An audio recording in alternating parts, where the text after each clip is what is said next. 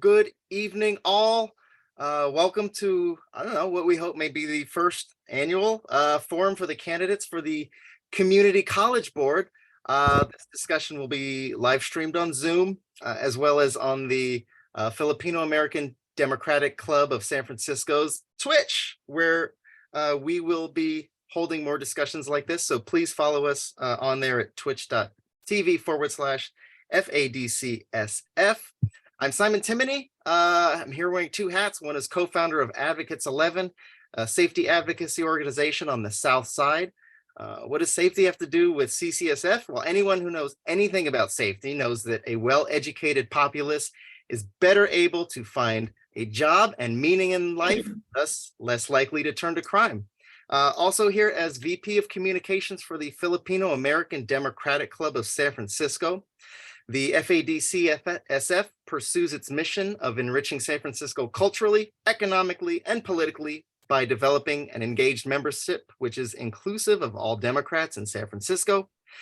The FADCSF seeks to join the tenets of a strong Democratic Party, liberalism, upholding the Constitution while fighting for workers' rights and equality for all, and a Filipino-American citizenry that is steeped in a strong cultural identity with a history that ties indelibly to San Francisco, America, and the American experience.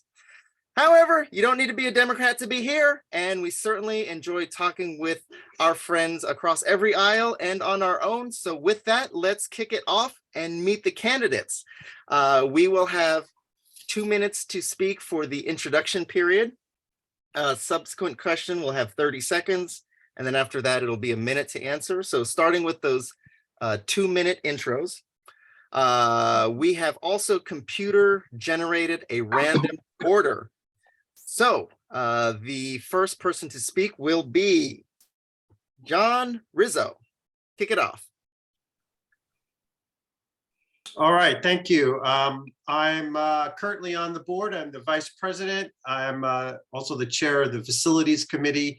When I first got on the board, I battled corruption at City College. There was a chancellor who was actually indicted with counts of money laundering, and I had to deal with that and work to clean that up. During the accrediting crisis, I helped to save the college and helped to keep its accreditation. I flew to Washington to testify. I went to Sacramento to testify. I lobbied Congress people. I lobbied assembly members and state senators. And most recently, we voted to save the college from another accreditation crisis. We were looking at a state takeover, and we prevented it by balancing the budget, ending the fiscal deficits that we were having. The structural deficits are now a thing of the past, and we're actually done with cutting, and we're actually currently in the process of adding more classes for the next spring semester. We took this very seriously. There's a lot of numbers being thrown out, but I will say that we lost 27% of our students during the pandemic, like most community colleges around the country. And we cut back our classes in the fall by 11%. So we were very strategic that about where we were doing this. An 11% cut in classes versus a 27% cut in enrollment. And we're also doing great things. We're building new buildings for students. The voters passed Proposition A 2 years ago, and we now have 4 buildings in the pipeline. We're going to be tearing down. Oh, and I think that was 2 minutes. John, thank you so much. Next on our list, we have Jason. Go on ahead. Okay, great. So everyone has a right to their own body and a fair chance at a dignified life. Our country strives for equity, but many people do get left behind. That's why I believe City College should always be free for all San Franciscans, no matter their race, origin, or gender, because it gives everyone in your city a fair chance to fight for a dignified life. Removing barriers to education is the only way to help people out of the poverty trap. To accomplish this, City College needs to meet its due diligence. City College isn't a destination, it's a step to the rest of your life. Investment in the fundamentals of academics and student services are key, but so is the growth of support staff such as academic advisors. Many people who first enter City College do not have an idea what they want out of the experience, and having someone to guide them through will reduce the time spent at City College and more on enjoying their life afterwards. Second, City College needs to build recruitment partnerships with local companies to both generate revenue for itself and strengthen the San Francisco economy by providing skilled and relevant talent, from software engineering to woodworking. Third, being a community college doesn't exclude City College from being a research institution. By investing in research facilities, City College can generate additional revenue from state and federal research grants, while increasing enrollment by building a reputation as both a research and educational foundation. I intend to keep City College free for San Franciscans forever and always. Streamline requirements for graduation and increase access to physical and digital classrooms. Thank you very much. Excellent. After Jason, we will have Bridget. Go on ahead.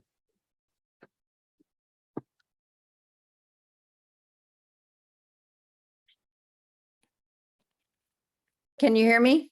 Yes, thank you. Okay, great. Okay, my name is Bridget Davila, and I am seeking re-election to the City College Board. I'm currently the president of the board. This is the second time that my colleagues have voted me as president of the board. I have over 27 years of higher education experience. I am still teaching at San Francisco State.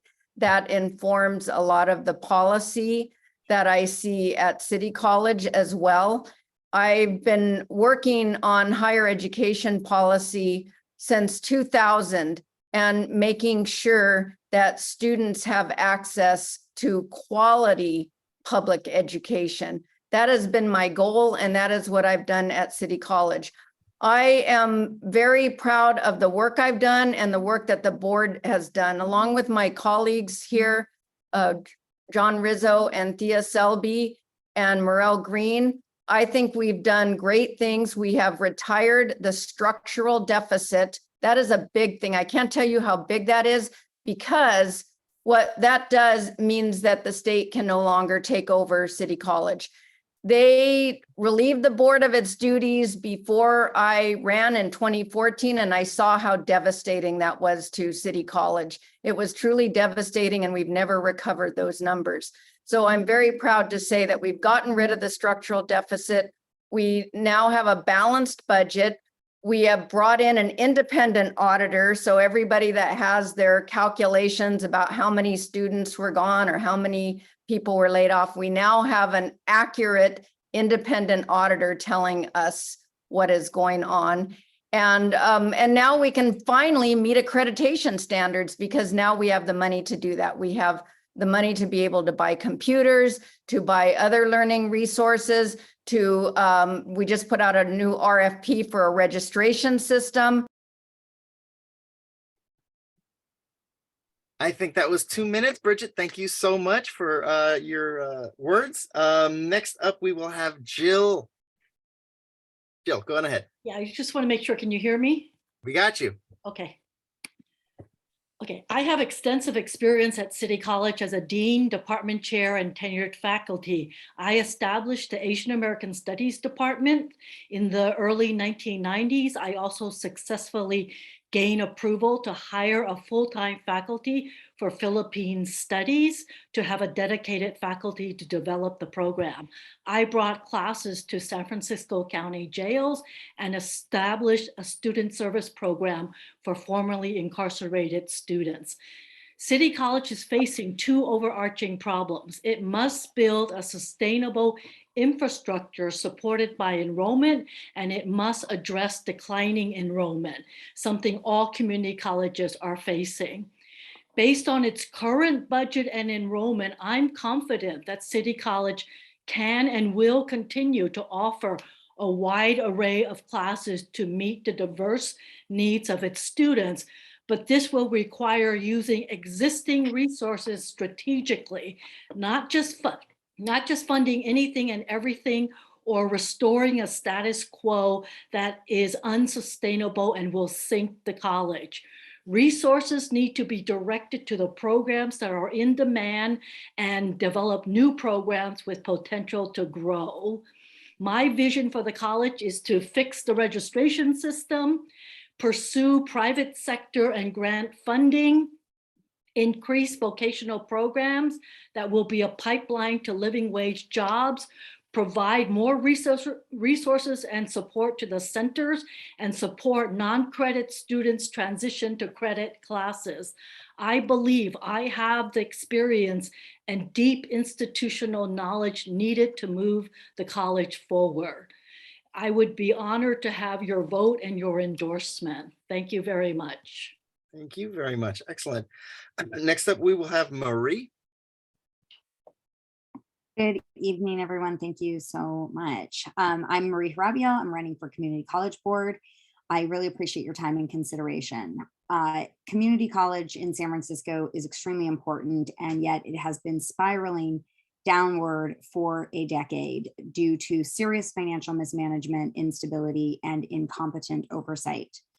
With the perspective of 24 years of leadership in education and other complex institutions, including 9 years on the Georgetown University Board of Regents, I know there is a better path for CCSF.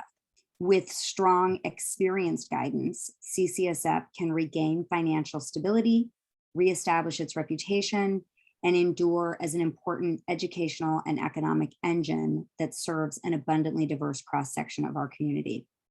My experience with governance and fundraising at academic institutions, including 2 of the top universities in the world, is exactly what is needed to successfully overcome the intense and worsening challenges facing CCSF. CCSF's floundering is creating a crisis for San Francisco. It must be saved, but electing the same type of candidates, politicians beholden to stakeholders over and over, will yield the same unacceptable outcomes. I hope you will vote for me because I'm completely independent. I will not be beholden to interest groups. I'm the only candidate with board experience at a top university where I also piloted a revolutionary curriculum innovation, which now serves 1,000 students a year. I am the only candidate who has raised over $40 million for educational and other causes, and I want to bring creative funding ideas and opportunities to CCSF in order to protect our ESL, workforce development, and personal enrichment classes. And finally, I'm the only candidate who has served on the Audit and Finance Committee, so important, of a fiscally fit $150 million quasi-government organization. I'm an 8th generation San Franciscan who is passionate about the transformative power of education. Okay, I think that was 2 minutes. Thank you very much. After Marie, we have Thea. Go on ahead.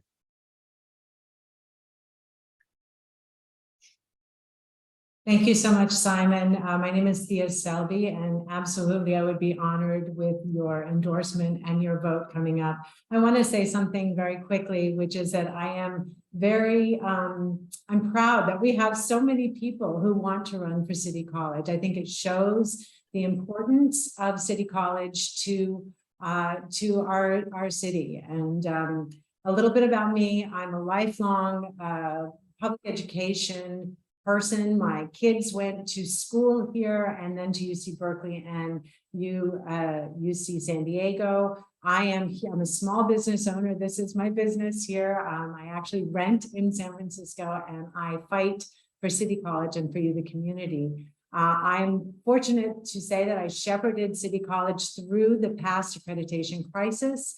And as board president, I implemented free City College for all students. By the way, it's still ongoing. Free City continues.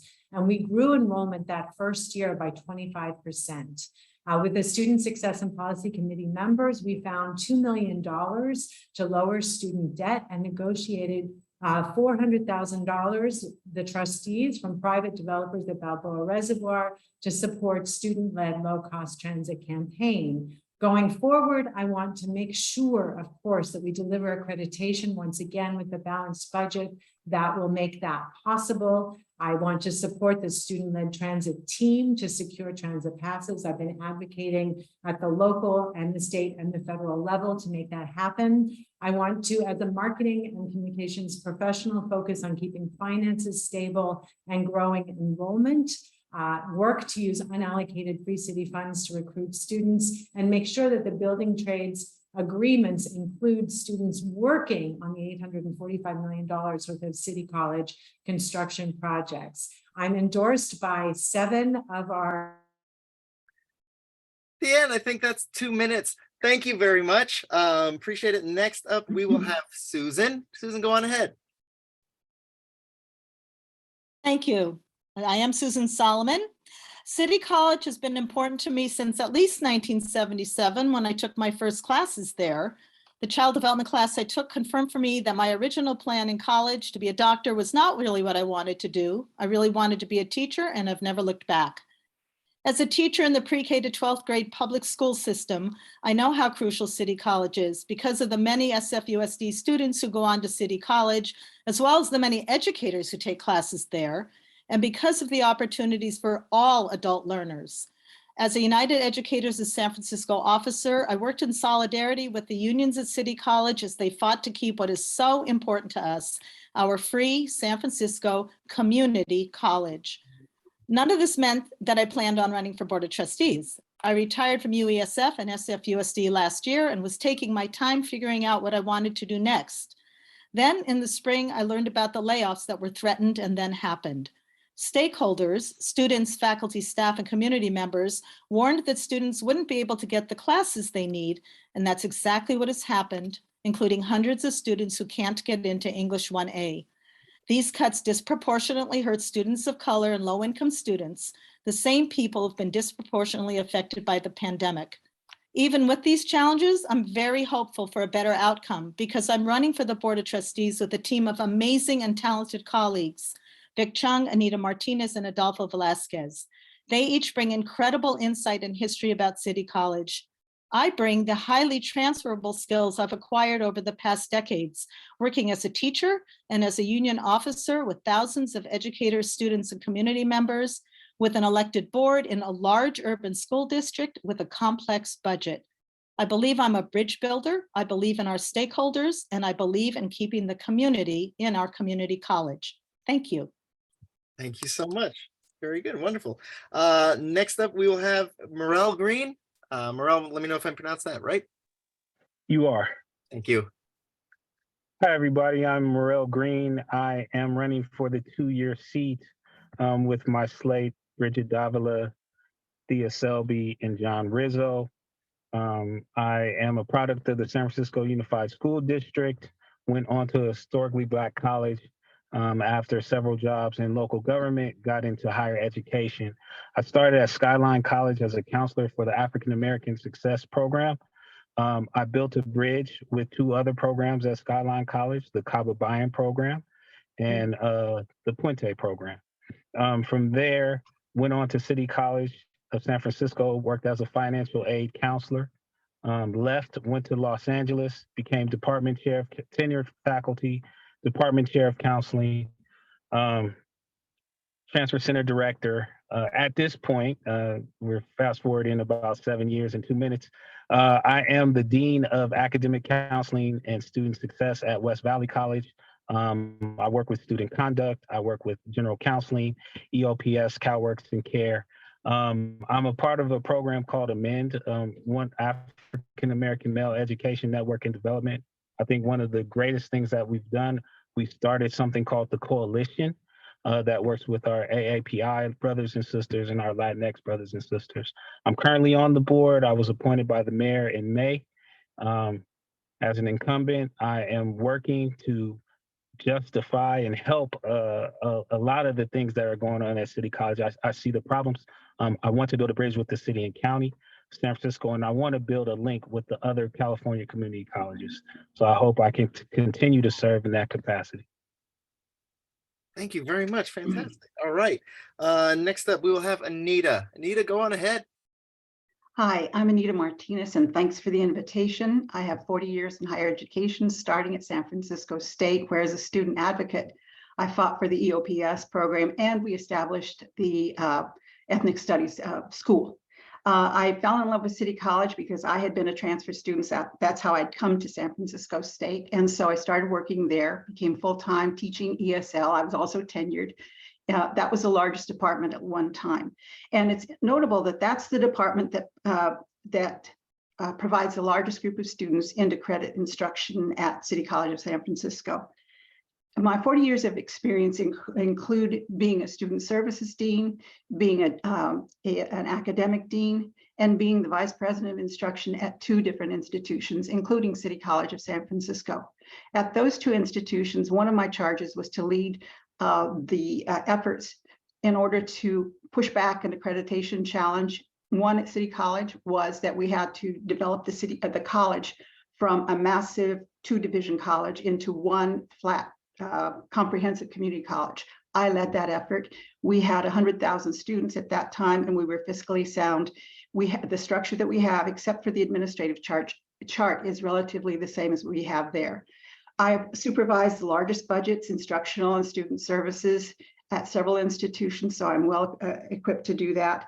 My board experience is also in the community here in San Francisco. I was on the Human Services Commission for twice. I served on that commission with a larger budget than City College has. And so I have had that kind of fiduciary experience. I'm so happy, Morel, that you mentioned the Kababayan program at Skyline College. Well, I was there as a Dean of Language Arts.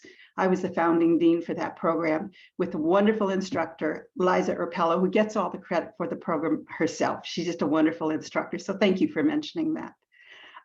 Every place I've gone, I've wanted to see students succeed. And I believe City College. Anita, that was 2 minutes. Thank you so much. We appreciate it. We are missing a couple of candidates. If they arrive, we'll put them at the end. We do have a candidate who said they couldn't make it, Vic Chung. So in their stead, their proxy Stephanie will be saying a few words about their position. So Stephanie, whenever you're ready, thank you. Thank you. Yes. Hi, I'm Stephanie McCallar. I'm a laid off faculty from the FADCSF English department, and I'm also Vic Chung's campaign manager. They can't be here because they're at work with SF Rising right now. Very exciting, making calls, making the world a better place. And they are proud to be running on a team with Anita Martinez, Susan Solomon, and Adolfo Velasquez. I'm going to read a statement that they've prepared here. I am a social justice advocate, sexual health educator, and recent student trustee emeritus. While serving on the City College board, I dissented against unsound budgets, which recycled the same ineffective strategies that further marginalize students and college employees of color. I worked with student leaders and labor unions across the state to fight corporate interests that were responsible for the state takeover in 2012 and the current state funding formula. As a former student trustee, I will hit the ground running after being elected. I have direct knowledge of how the board can hold administration accountable to the college's participatory governance system and the tools to see that the board restores the confidence of students and the voters of San Francisco. As the child of Chinese Vietnamese refugees born and raised in San Francisco and a product of all the incredible social programs in our state, I understand the critical role educational institutions play in Black, Brown, and Asian communities that face linguistic, cultural, and transgenerational barriers to accessing socioeconomic opportunities. As former student trustee, I have a plan, and I have experience with CCSF across the spectrum, whether I was assisting my parents with their ESL and citizenship homework, attending City College for classes as a high schooler, or returning in my mid-20s. I am very dedicated to the college and am looking forward to putting the community back into the leadership at City College. Thank you very much. Thank you very much. And finally, I believe last but not least, we have Adolfo Velasquez. Adolfo, go on ahead. Good evening, everybody. My name is Adolfo Velasquez, and I'm first generation native born San Franciscan.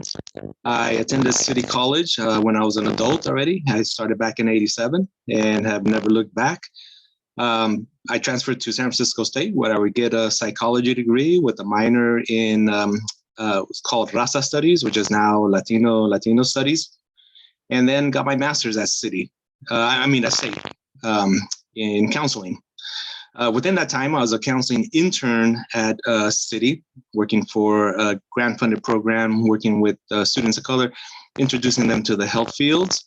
Upon graduation from the counseling program, I got a part-time job at City College in the Career Center. While working I gained a full-time job at San Francisco State as an academic counselor, working with many City College folks. I did that for about 10 years until I got a full-time job at City in 2015 in EOPS, which stands for Extended Opportunity Programs and Services. And one of the best experience I had working at State and City is that at City, we housed the original program for formerly incarcerated called Second Chance, which was a thriving program at the time.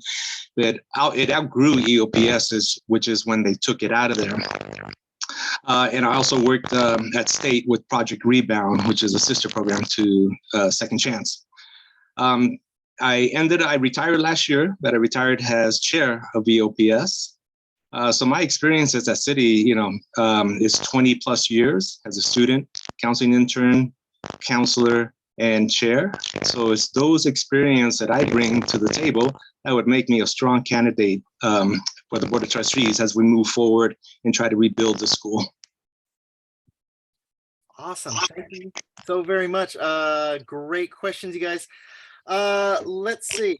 Moving on, we are going to have a member of Advocates 11, Kat Arturio, has a question for the candidates. You will each have 1 minute to respond. So Kat, go on ahead. Hello. So I graduated, can you hear me? Yes, we can. Thank you. Okay. So my name's Kat. I graduated from City in 2012 as an adult returning student, and I used some disabled student services. And I'm now being affected by long COVID. And I've been doing rehabilitation skill regaining programs for about a year. And it's very frustrating. And now they're saying as many as 23 million people in the United States are being affected. And so I'm wondering if any of you have any ideas to gain any student enrollment for programs like this to bring people in who might be suffering from some new symptoms and not see themselves as disabled students maybe, but having severe memorization problems that are severe enough that people are able to get Social Security disability benefits from this level of disability. All right, and we will go in a new random generated order, and that will be Morel Green. Please go ahead and answer.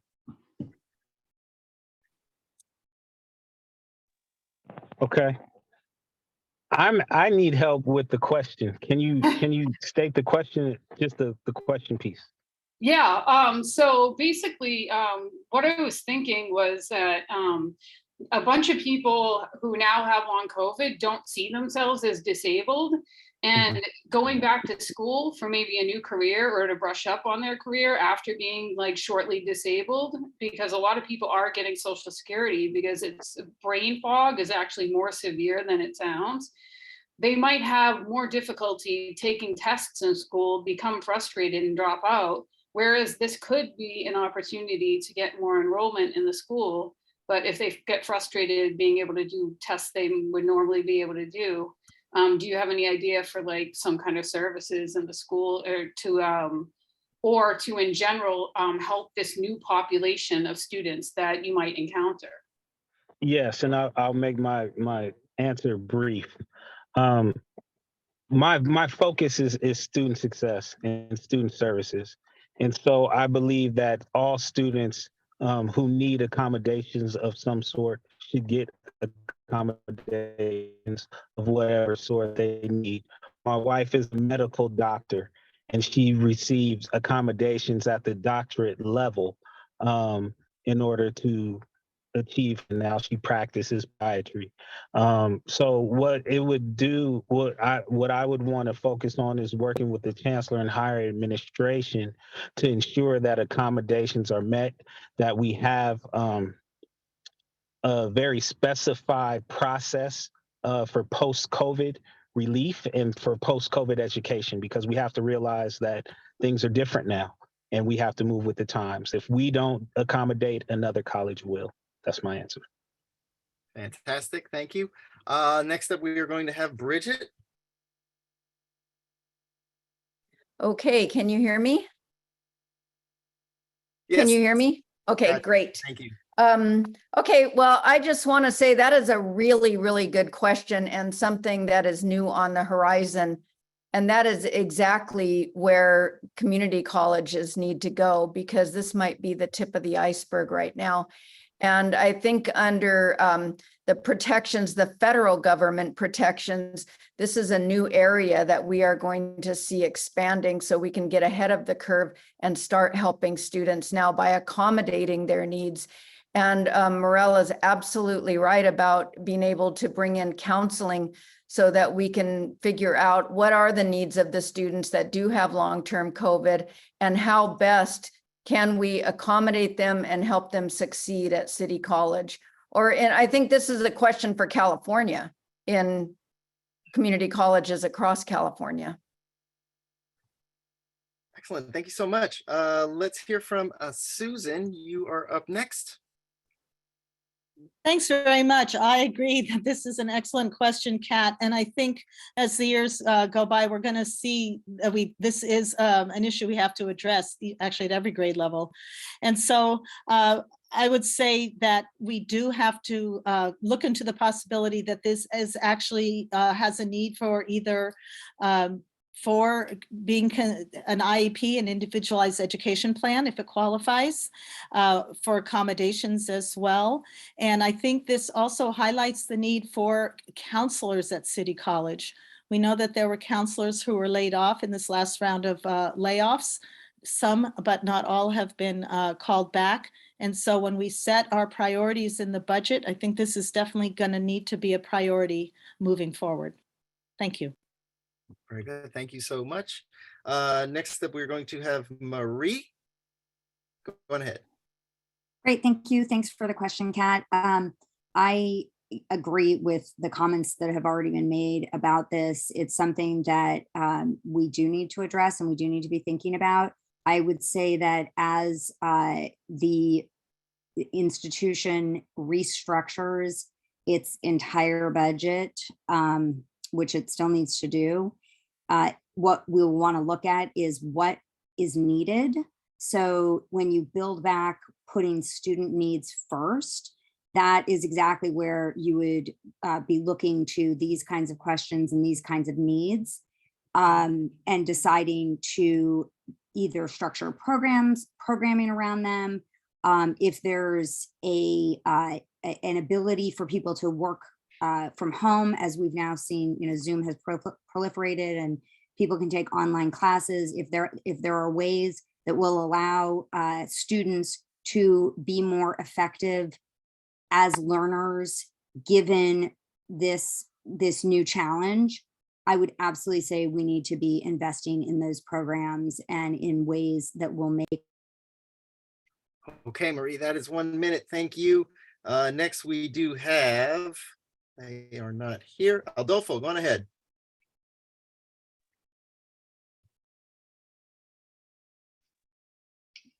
Okay, working for EOPS, which was completely student-centered, we went above and beyond the regular services at City. My response to you would be to locate the DSPS, which is Disabled Students Program and Services, and the City College Health Center for students. With with COVID being new, I don't know. I retired last year, and I don't know if there's a new protocol with that or what they are doing. But that would be the first two stops that I would make is locate DSPNS, and I can put the number in the chat, and the health center, and see what they can do. We also used to have a few years, I think she resigned like 3 years ago, a person working with the ADA. And I don't know if they rehired that person with the budget. I don't know if that if they allowed for that, or it was a room for that to rehire that person. But my first two, again, would be locating DSPS and the health center. Thank you so much. And just to mention about chat, we're not going to be able to get to every question everyone asks, but if anyone has any specific questions, feel free to shoot them in chat.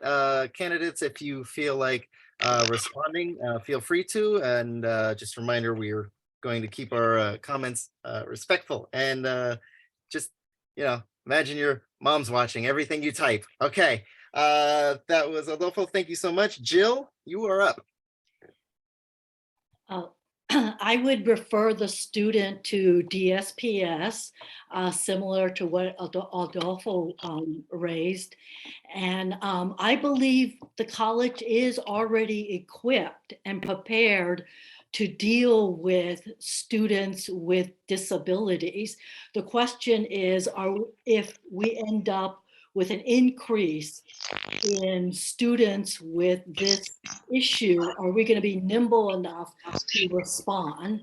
But I believe that we have an infrastructure in place to deal with this problem. I also think it should dovetail with our career services, who could do some assessment of how to pivot to or consider and be assessed for different careers. So I actually have confidence the college is going to be able to adequately deal with students with this type of disability in the same way they deal with.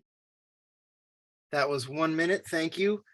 John, you can go ahead. Okay, the DSPS is a great program, and our board has been particularly protective over the years of this program because of the great work it does.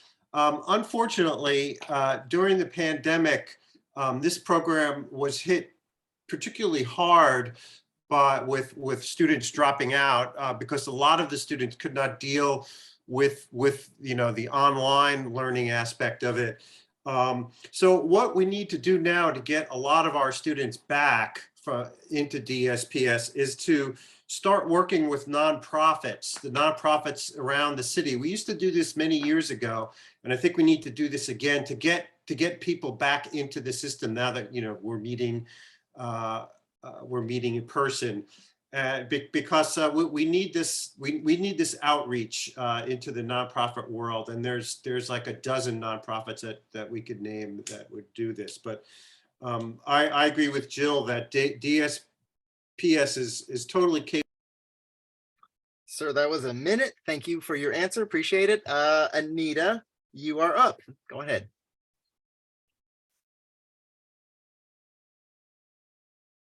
And I think you are muted, Ms. Martinez. There we go. You got it. I think along with DSPS and student health, there are two other options, but I'd first like to give this caveat.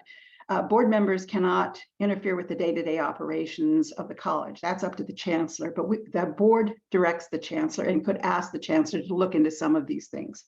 I'd also like to, if I were a board member, I'd ask him to look into the Learning Center, the Learning Resource Center, to see what kind of strategies could be developed there to help people with learning challenges, especially with brain fog. A lot of the people who work in the Learning Center have that kind of particular expertise. I'd also ask about what could happen with non-credit classes. Non-credit class curriculum can be developed more quickly and can happen in short-term spans. And for a lot of students who are facing challenges persisting throughout a credit class, non-credit classes are open entry, open exit with no penalty. So that might be an alternative for people who don't have a particular degree objective or transfer objective. So those would be some of the things that I'd like to ask. Thank you so much. Thea, go on ahead. You are up. Thank you. Thank you. I'm actually surprised that John Rizzo didn't bring this up, but I have to say that I agree with Jill Yee that I think we will be able to accommodate whatever comes our way. And part of the proof for that is how we dealt with COVID. We were able to actually move things forward quickly. We were able to make the changes necessary. We were able to mandate vaccines when that seemed to be the best way to go. There's currently quite a bit more funding for City College in general for both mental and physical health. And this is going to be very important because not just the students that you're talking about, Kat, but students in general, people in general, are suffering from very high degrees of anxiety, of depression, of physical issues having to do with COVID, absolutely, and of mental issues. So one of the things that I would say is, yes, work with DSPS, but also there's additional funding that has not been available to community colleges specifically because people are dealing. Got it. That was 1 minute. Thank you so much. And then finally, we have Jason. Wrap this up for us, please. Great. So for your situation, I wouldn't treat you differently than I would anyone else. And this is what I would do for everyone. The most important thing is everyone has an advisor for them. But for them, they can develop what will be the best for you. And remember, the purpose of City College isn't to stay in City College. It's to get the skills you need to graduate to the next chapter of your life. Perfect. Thank you. We are going to have 45 seconds for the next question. The next question will be read by Daz. Daz Amparos. Go on ahead, Manon.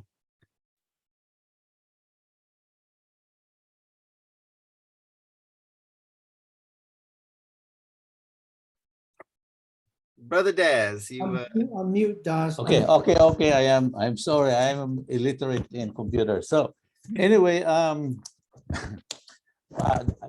a graduate of City College back in 2008 on the labor studies program under Bill Shields, and I'm proud to be one of the graduates at that time, or until now, people are still studying there.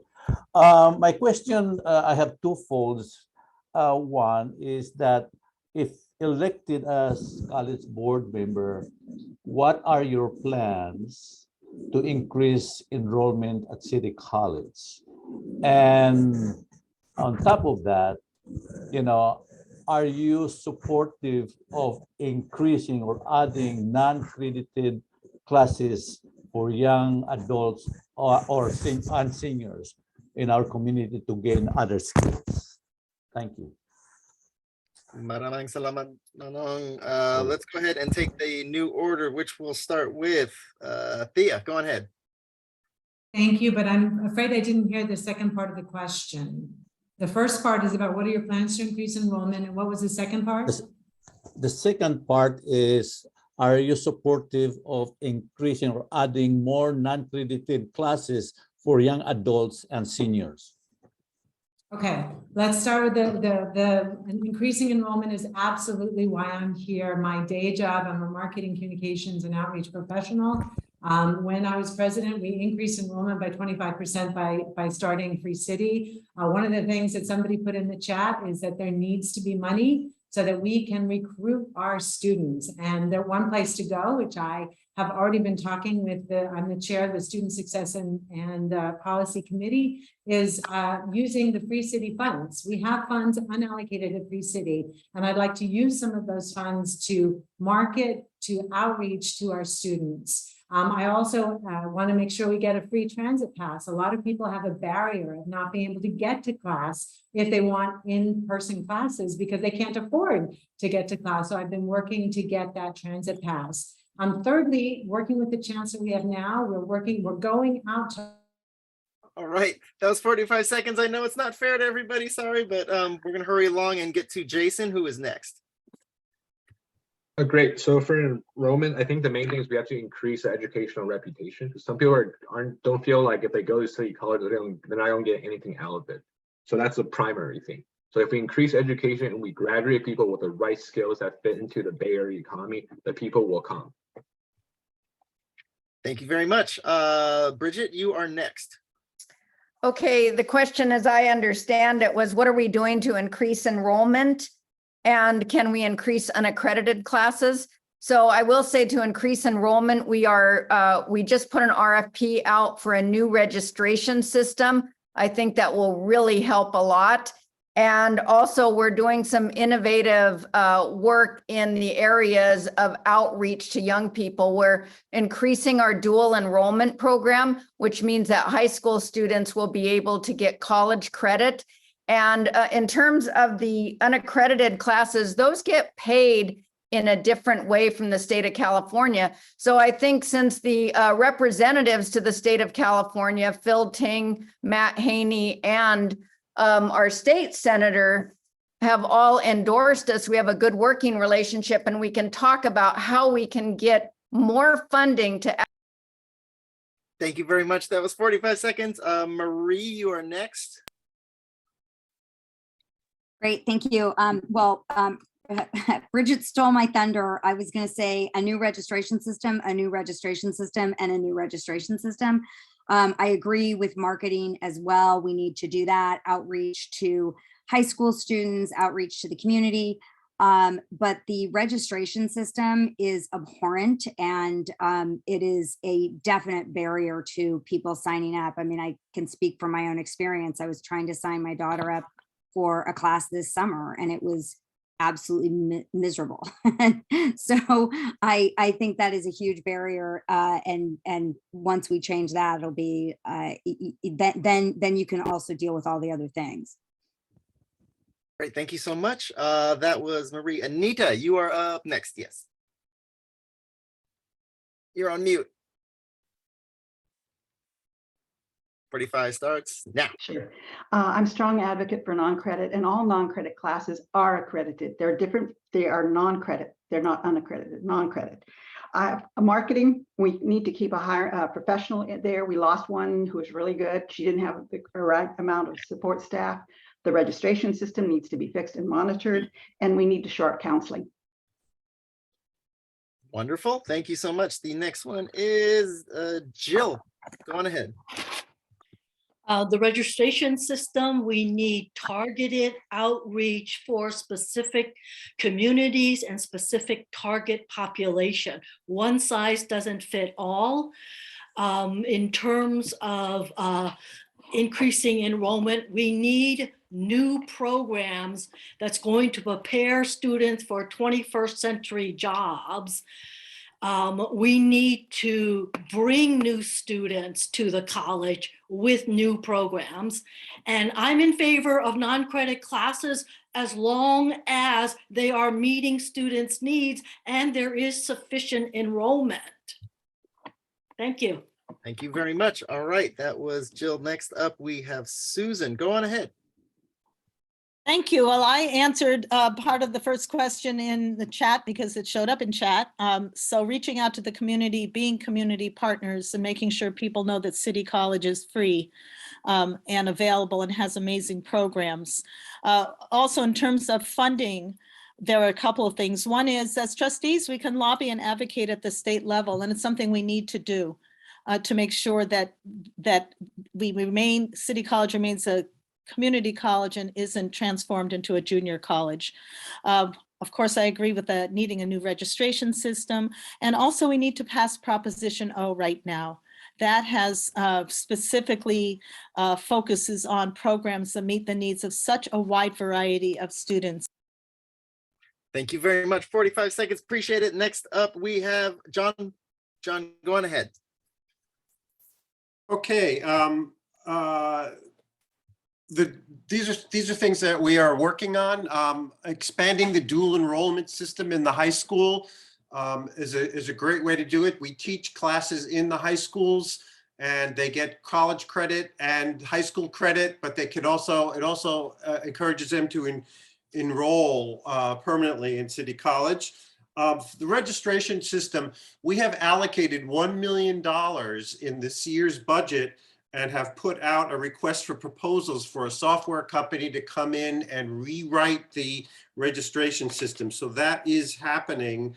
And the other thing I would add is continued working or reestablishing working with nonprofits to get. Was that 45 seconds? That was 45 seconds. Thank you, brother. And then last, I believe we have, oh no, I'm sorry, not last. Morel, go on ahead. While I believe in marketing and I believe in registration, the counselor in me is focused on retention and completion.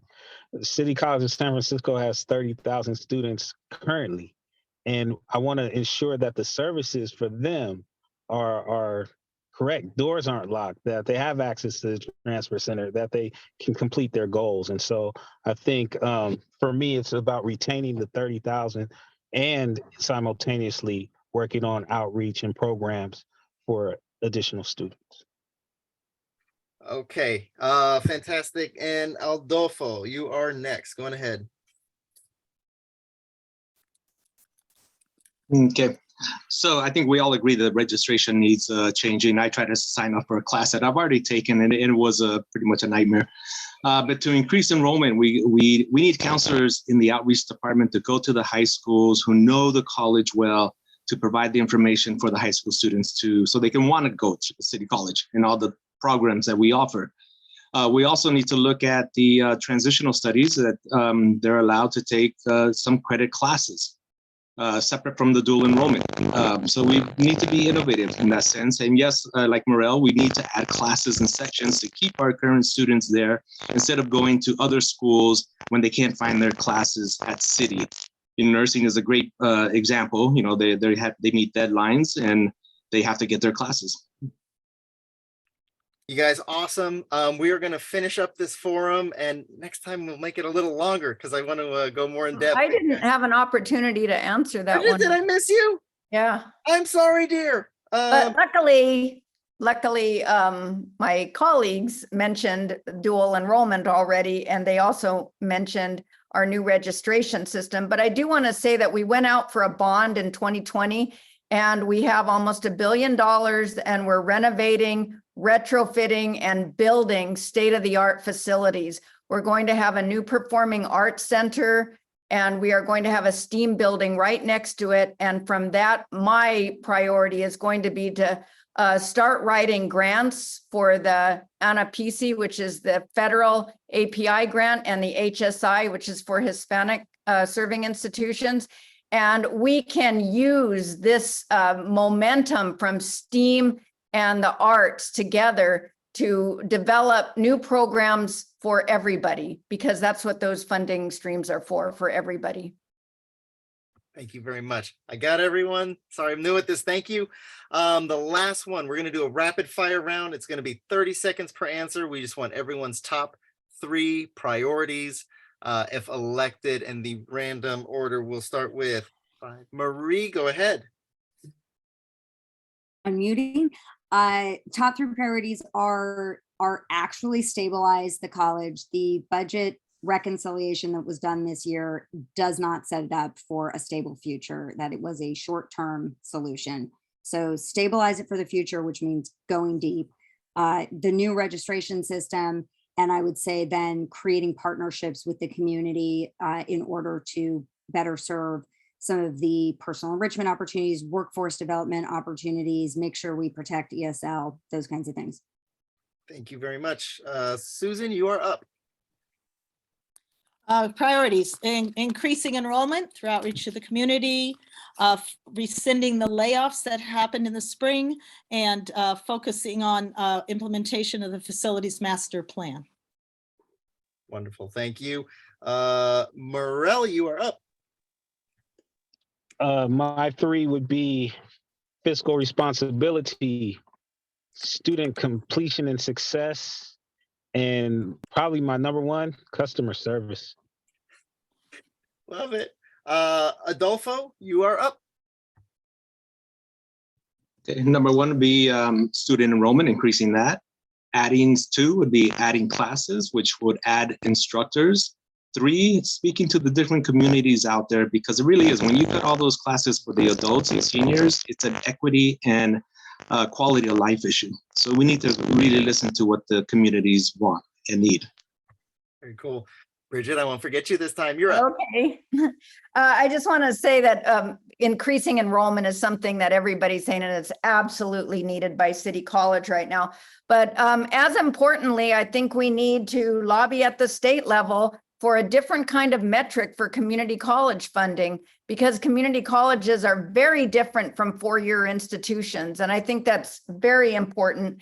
And I also want to say the other thing that I would like to see is to start reviewing all of our programs and see where they fit in and how we can support students succeed. Thank you very much. Jason, you are up. Okay, great. So I tend to keep City College free for San Franciscans forever and always, increase access to physical and digital classrooms, and streamline requirements for graduation, build recruitment pipelines with local businesses, and invest in research and education curriculum to keep City College accredited. Thank you very much. Thea, go on ahead. Number one is to make sure the school still is accredited. So make sure we get our accreditation next year. Number two, which means we need to keep this balanced budget. Number two is to increase enrollment in every way possible, because this is our city college for all of us. Number three is to get the transit pass. We're the only higher ed institution with that one. Thank you. Thank you. Anita, you're up. Yeah, budget transparency, which means reviving the budget and planning committee where there should be program review. That's where it was before. Registration is a second, and rehire the laid off full-time faculty.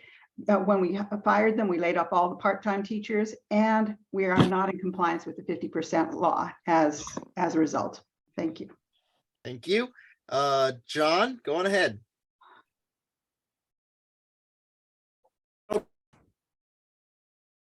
you're muted, sir. Enrollment is one. We've already talked about that. I think the main thing, though, is accreditation. We are getting accredited next year, the start of the end of this year. One way to not get accredited would be to bust the budget and hire back the people that we laid off.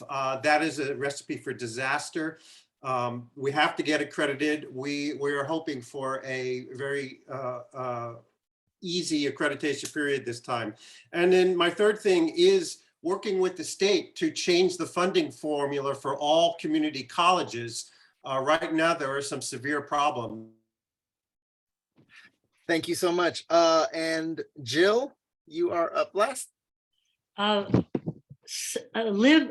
The college needs to learn to live within its means and stop expecting to be bailed out and rescued for their self-inflicted wounds, to stop funding low-enrolled classes, and 3, objectively assess the existing programs so that programs that are of little interest to students don't keep siphoning off funds from programs that could possibly grow.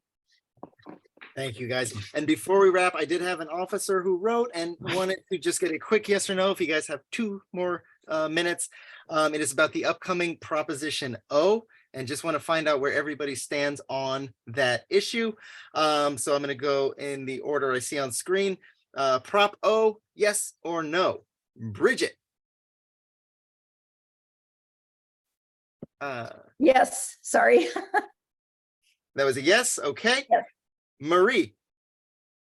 Hard no. It is a recipe for more irresponsibility. Yes. Okay. Thank you. Anita. You are muted, my dear. Yeah. Definite yes. Budget is balanced now, but we need better funding to build back. Okay. John. Thank you. Yes, but with some caveats, I think it will be challenged in court. Interesting. Very cool. Thea, go on ahead. Yes. All right. Susan. Absolutely, yes. Okay. President Jill. Absolutely no. Okay. Jason. Yes, of all the investments that the government make, their primary job is to educate our citizens. So did you say yes or no? Oh, yes, I think I said that before I clicked. Got it. Thank you, sir. All right, appreciate it. Morel. Yes. All right. And Adolfo. Definite yes. All right, very good. Guys, we've reached the end of our forum. This was amazing. Thank you so much. I know many of you sent in your questionnaires back to the FADC. If you have not or didn't get one, we should have all got one. Yes, feel free to email me. We'll take care of it soon. We will take that into account, and anyone who wasn't present for this, that will not be a penalty against. an endorsement. For anyone here, it's not any extra bonus for your endorsement, but I gotta say, you guys all rock. It is a very great crew of people we have running for these seats. And I feel like the future is in good hands. I really want to say I appreciate your time in coming here and speaking with the Filipino community, speaking with Southside residents. This will be available on our YouTube after. And so for anybody that wants it, we will be sharing it with our members so that we have the most informed endorsement process possible. Next year, maybe we'll go a little half hour longer because I don't know if it was fair to everyone that we only got 30 seconds to answer some very heavy questions. But really, thank you guys so much. This was fantastic. Please go to FADCSF.org and check out the Filipino American Democratic Club. We have a lot of events coming up, and go to advocates11.com. We're going to be doing some great things in the future, cybersecurity for seniors and things of the like. So wonderful having you all. Everybody give yourselves a hand. Everyone give the candidates a hand. And thank you. We will see you next time, and vote. If you're not registered, there's still a few days left. So register to vote. This is our future. Bless you all and have a good night. Thank you so much.